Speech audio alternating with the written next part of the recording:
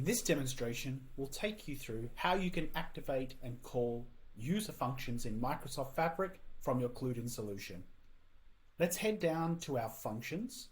We can see we have two here that we can invoke. Let's open one of them. Let's launch into the editor where we can write any type of code that we want. In this case, we're using Python as the language.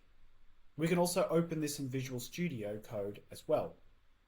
You can see this function takes in some type of parameter and then returns a dynamic response based off what it's given. Let's head over to the generate invocation code. Down here, we will be able to see the URL of the function we're wanting to invoke. You'll want to copy this into your clipboard and then head over to CluedIn to wire it up. As we head over to CluedIn, let's head to our rules engine. We've created a brand new golden record called invoke fabric function.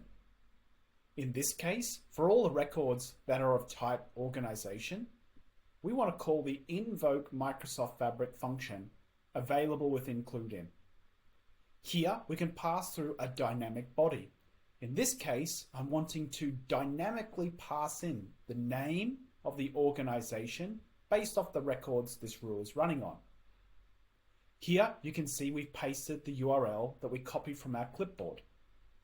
We can see we're saving the result of this call into a function called user, into a vocabulary key called user.accountName.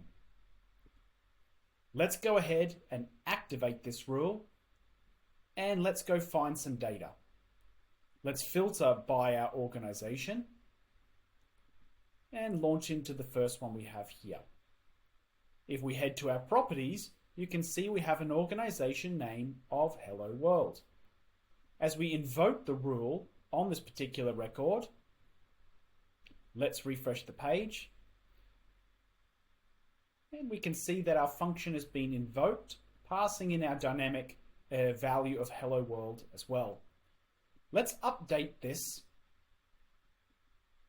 and change this to something else. So let's say CluedIn. Let's save. And we can see that our function is dynamically run here. This allows you to extend the CluedIn platform to write any types of custom functions you might need to invoke, and leverages all the value and scale of Microsoft Fabric as well.